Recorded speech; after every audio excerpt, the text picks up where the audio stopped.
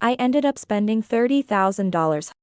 From the other side of the phone, I could hear laughter and was shocked by the amount.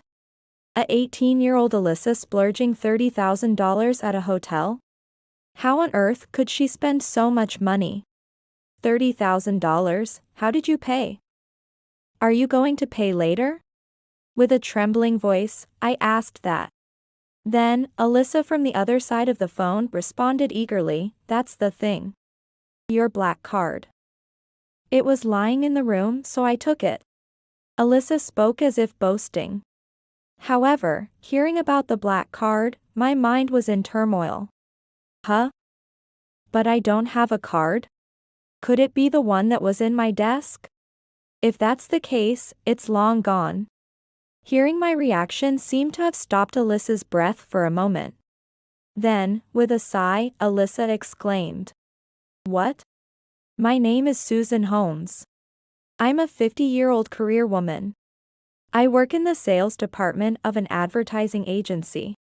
Working long hours from early morning till late at night. When I had just joined the company, there were many tough times. And I often cried alone when I came home. Every time I was harshly treated by my boss, I thought about quitting. But it was my husband Tony who spoke to me and comforted me during those times.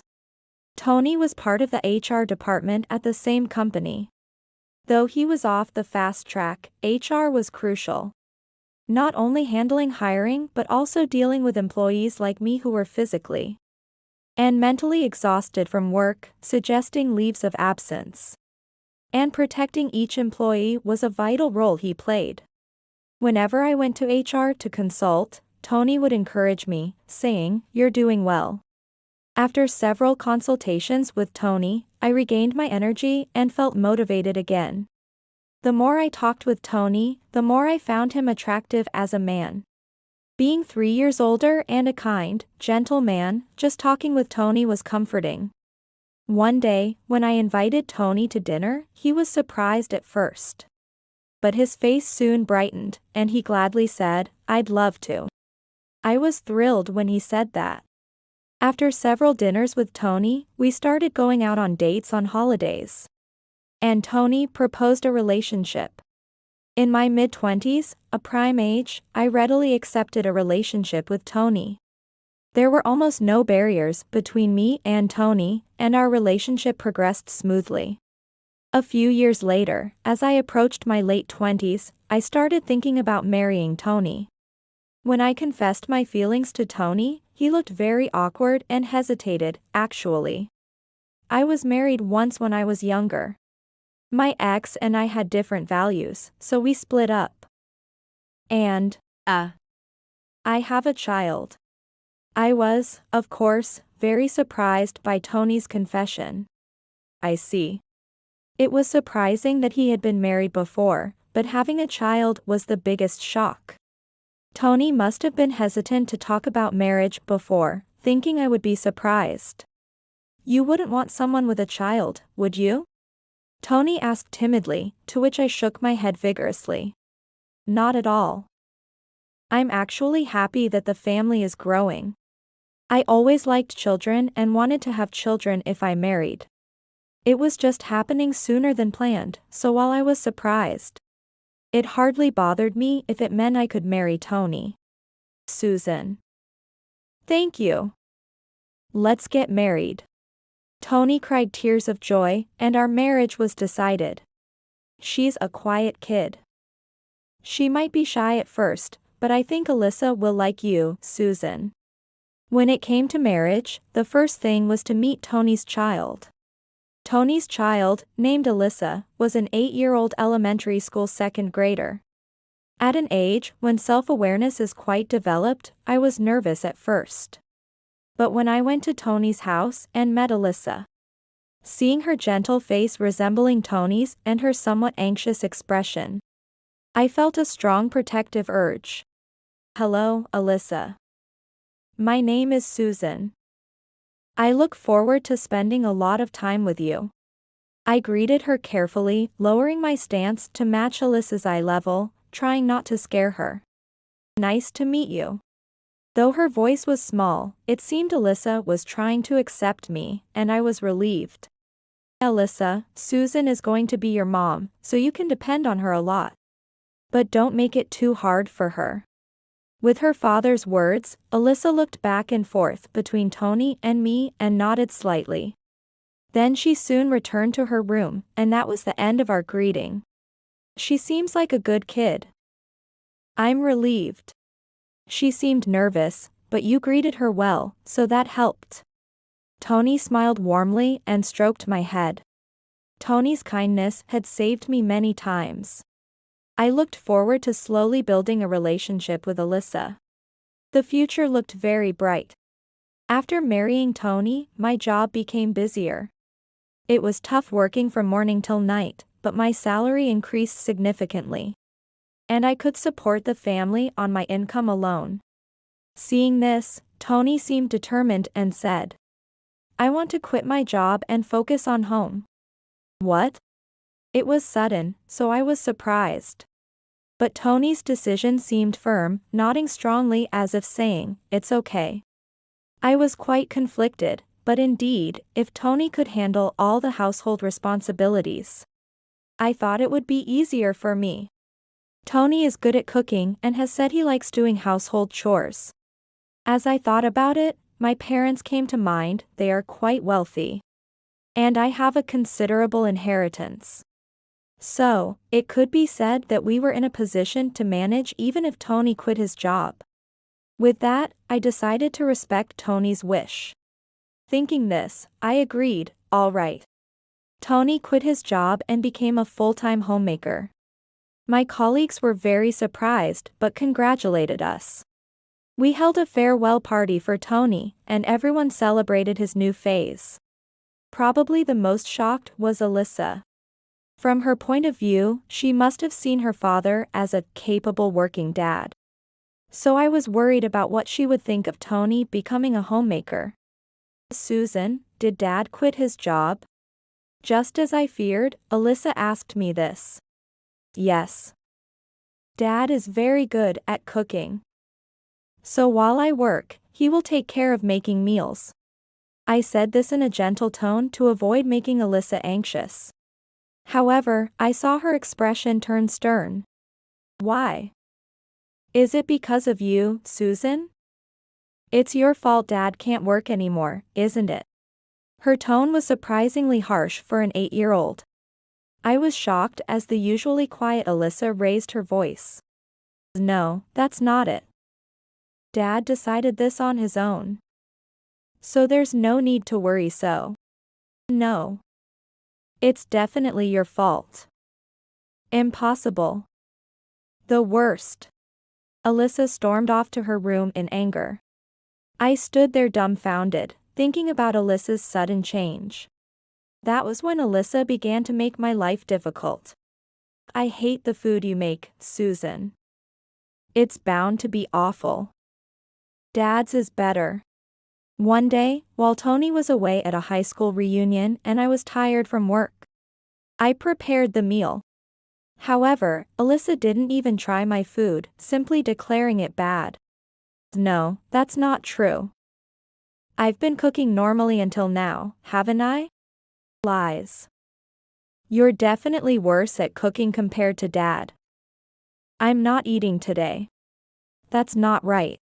It was unacceptable for Alyssa, still a grade schooler, to skip meals. As I forcibly brought food to her mouth, she screamed. Stop it. How could you do this? I hate you, Susan. Her words, I hate you, really got to me. Finding no words to return, I cleaned up the leftover food alone. Alyssa locked herself in her room and went to bed without seeing me. Susan, where's Alyssa? What happened? When Tony returned home, he was concerned about Alyssa locking herself in her room and asked. I just brushed it off, we had a little fight. I didn't want to worry Tony. If Tony knew his daughter and his new wife weren't getting along, the kind-hearted Tony would surely blame himself. So, I resolved to keep my interactions with Alyssa from Tony. 10 years have passed since then, and Alyssa turns 18 this year. Unfortunately, Tony and I haven't been able to have children. It turns out I have a condition that makes it difficult to conceive. While it was a shock, I wasn't sure how I would manage life with Alyssa if we had a child. So perhaps it was for the best. These 12 years have been truly grueling. Ever since the day she declared she hated my cooking. Alyssa's harassment escalated over the years. Susan, you've probably never been popular, right? Poor Dad, tricked by you. Oh, that raggedy dress was yours? I thought it was a rag and threw it away. Look, the maid is weeding again. Let's upload this to social media. As she grew older, Alyssa became craftier and started using social media to embarrass me publicly. Because of her, I became a topic of gossip even when just walking around the neighborhood. And at one point, I was so mentally distressed that I couldn't go to work. When Alyssa was younger, her harassment was still somewhat cute. But now, she immediately took to filming me looking tired and uploading it to social media. Calling me a witch-like maid. I didn't understand much about social media. But it was infuriating to watch Alyssa's video spread around the world without permission. Stop it, please. Delete it right now. I shouted in anger, but Alyssa replied nonchalantly. Why would I delete it? I'm a star on social media, and completely ignored my request. It was really frustrating, but I still didn't tell Tony what Alyssa had done to me. Alyssa only harassed me when Tony was not around. Thus, for the past 10 years, Tony had no idea that Alyssa was being harsh to me. But that was okay. Alyssa was about to turn 18 and would probably move out after graduating from university and getting married. I told myself to endure it until then. As Alyssa continued to harass me, and I was reaching my limit, her 18th birthday was approaching. Alyssa, are you going anywhere for your birthday this year? Tony had always celebrated Alyssa's birthday. Of course, I also participated, albeit just for formality. To Tony, Alyssa was his beloved only daughter. It wasn't surprising that he wanted to celebrate her turning 18 in a big way. Oh, I'm going on a trip with friends this year. A trip? Yes, just to Miami. So, I don't need a cake this year. Alyssa seemed excited about the trip. Tony, who was told that a cake wasn't needed, looked a bit sad. However, Alyssa was already 18 years old. And perhaps it was time she wasn't celebrated by her parents anymore. Tony quickly came to terms with the idea. Miami, that's fancy. Are you sure about the money? It's fine, it's fine. I mean a friend. That friend is rich. Huh. I intuitively knew Alyssa was going on the trip with her boyfriend, but Tony seemed oblivious. Be careful when traveling, I am worried about you. Yeah. Perhaps bothered by her parents' concern. Alyssa waved her hand carelessly and went back to her room. Left in the living room, Tony and I looked at each other. She said her friend is rich, but it costs quite a bit to go to Miami. Doesn't it? Is it really okay? I voiced the doubts I had during the conversation. Alyssa was a university student but worked part-time, sometimes just a little. Because she found it bothersome. Living at home, she could manage with just her allowance, but traveling was a different matter. Well, maybe she's been saving up her allowance. Really? Alyssa always acted like the good girl in front of Tony. So he probably saw her as a prudent daughter who saved her allowance diligently. But I have a woman's intuition. I couldn't shake the feeling that Alyssa was lying about something. Standing next to Tony, who seemed a bit sad about not being able to celebrate his daughter's birthday, I couldn't help but feel a twinge of anxiety. The day after Alyssa said she was going on a trip was payday. I went to the bank to check the deposit of my salary. But there, I was confronted with a shocking fact. What? How can this be? Looking at the bank book for the household account I managed, I was speechless. Last week's date showed that $50 had been withdrawn. And not just last week. Every month, $50 had been withdrawn by someone. I thought I was managing the household finances. But I hardly ever looked at the account since I thought the remaining money was savings. Also, it was common for $50 to be spent for things like Tony and Alyssa's insurance payments. So I hadn't realized that this was not an automatic debit but a withdrawal. Since when? The bank book only had entries from the last 3 months. But at least for these 3 months, exactly $50 had been withdrawn each month. Cold sweat ran down my back. I decided to go home and check the past bank books. Upon returning, I immediately searched through the past household accounts. What I saw was shocking. It turned out that for the past 3 years I managed, $50 had been withdrawn every month. No way. It's likely that even before 3 years ago, the same amount had been withdrawn without me noticing. I felt dizzy. There was no one else I could think of who would do this except Alyssa. Despite worrying about money for the trip, Alyssa had been stealing from the household funds every month and saving it. Since Shay also worked part-time even a little, the stolen money could have been unused and saved mostly. I tried calling Alyssa, who was out at the moment, but she didn't pick up the phone at all. That night, Tony told me she's going to Miami starting tonight. It was so sudden. She didn't mention it yesterday.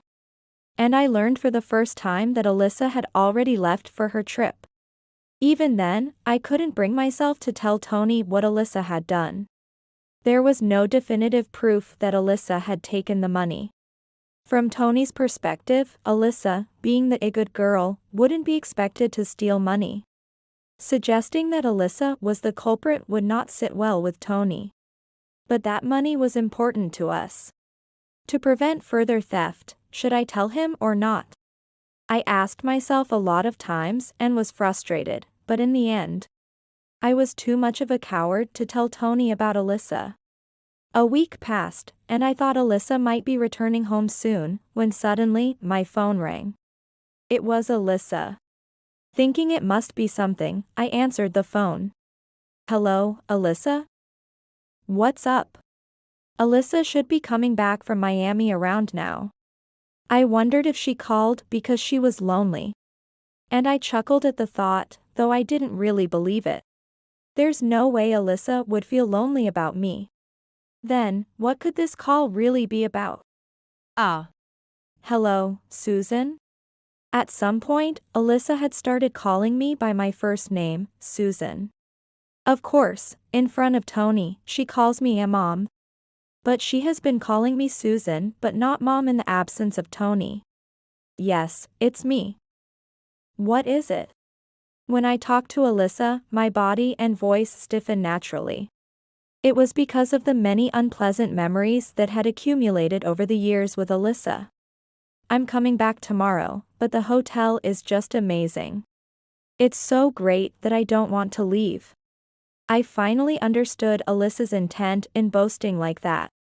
She wanted to tell me how wonderful life at the hotel was, implying how suffocating life with me was. Even now, Alyssa's snide remarks exasperated me. Is that so? Wow, you sound uninterested. You're always working, so you've never stayed in such a hotel, right? It's so fun here, I'm thinking of. Then Alyssa paused and took a deep breath. I ended up spending $30,000. Hearing the giggling laughter and that amount from the other side of the phone, I doubted my ears. $30,000 spent by 18-year-old Alyssa at a hotel? How could she spend such a huge amount?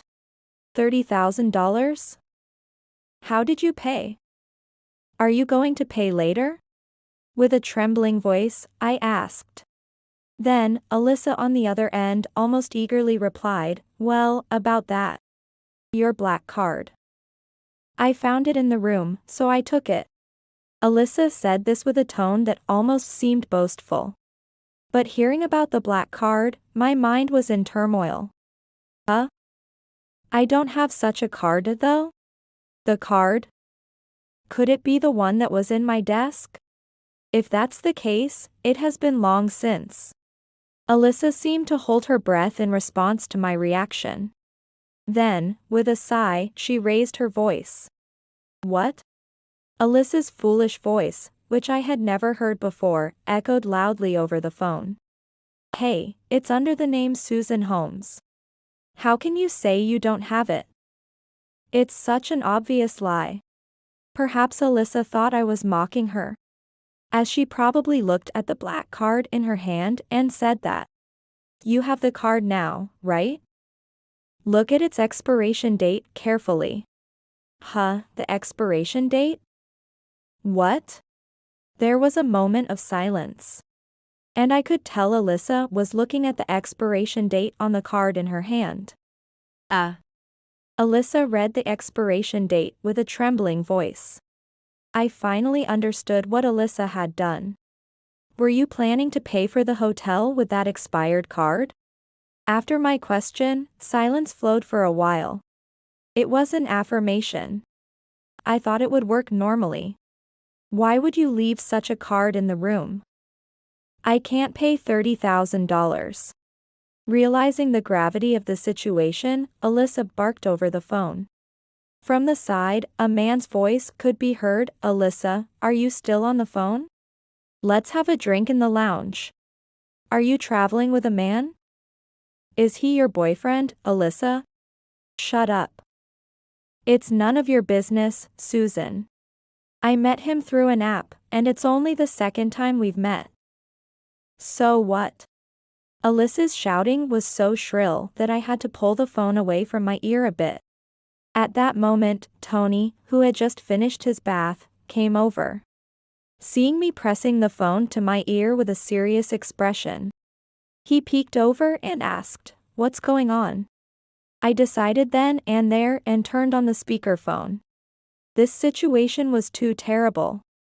I felt Tony needed to know. Alyssa, can you trust this man? What are you talking about, old woman? Of course.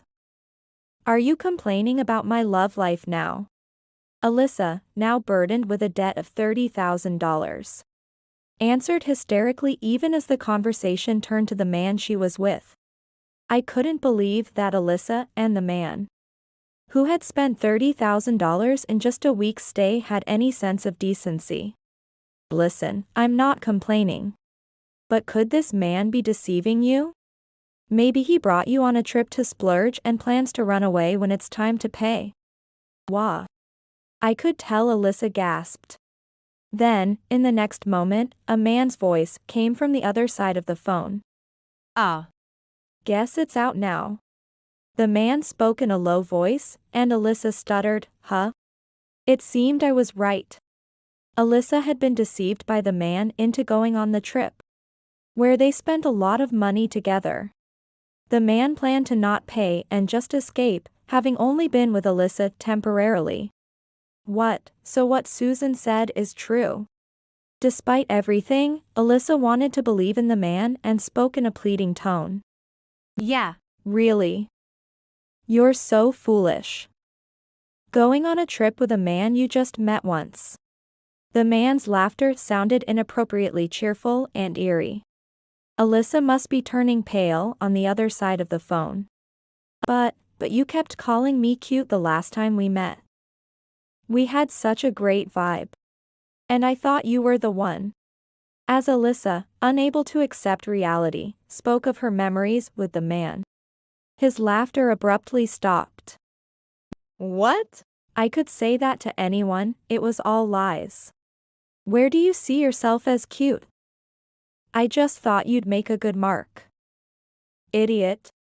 After thoroughly ridiculing Alyssa, the man said, Well then, see ya, and seemed to have gotten into a taxi, disappearing from Alyssa's side. Alyssa desperately cried out, Wait a minute, but the scam artist. apparently experienced in such situations, briskly walked away. What? What does this mean? Was I deceived by him? What about this $30,000? Am I supposed to pay it? Alyssa mumbled the harsh reality left behind. It's pitiful, but it was her own doing. I certainly cannot sympathize. Looking over, I saw Tony listening to Alyssa's words with an unprecedented serious expression. Hey, Dad. You're there, right? Help me. I can't pay $30,000. I don't care if she's an old woman. Because the old woman's family is rich, right? They can easily pay $30,000. It's normal to help your daughter in trouble. Alyssa, who had shifted to asking us to pay, had almost lost her composure. I had never told Alyssa that my family was wealthy, but she must have found out somehow. She had stolen my black card and used $30,000, thinking I could pay for it. Truly, I am utterly appalled. Susan Holmes, after you've ridiculed me all this time, you think you can just get help when you're in trouble?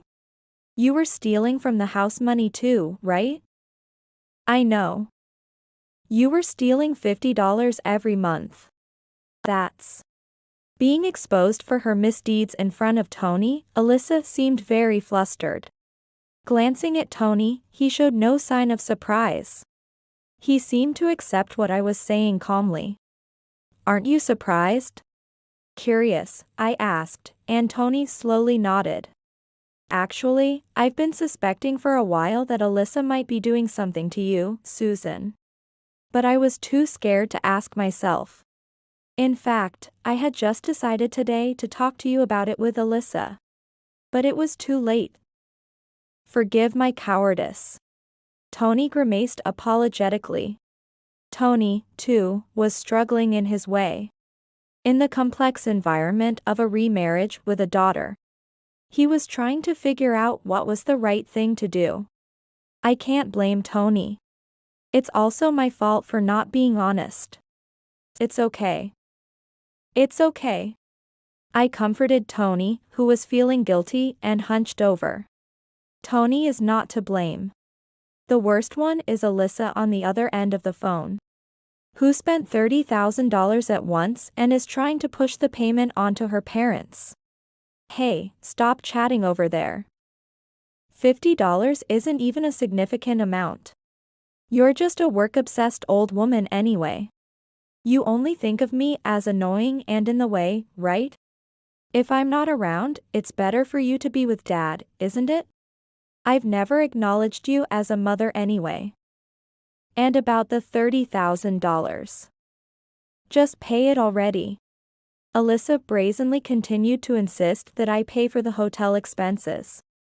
Hearing those words, Tony straightened his back. What did you just say? His voice was deeper than I had ever heard before. I was surprised, and even Alyssa stuttered, "Wah." What, I mean, so pay the $30,000. No, the part before that. A work-obsessed old woman. You said that? And I've never acknowledged you as a mother. What are you saying? Susan here has been working hard to support our lives. Even to a worthless child like you, she's been trying to provide food. You might not know, but Susan is quite excellent at her job and is now a sales manager. There has never been a woman sales manager before.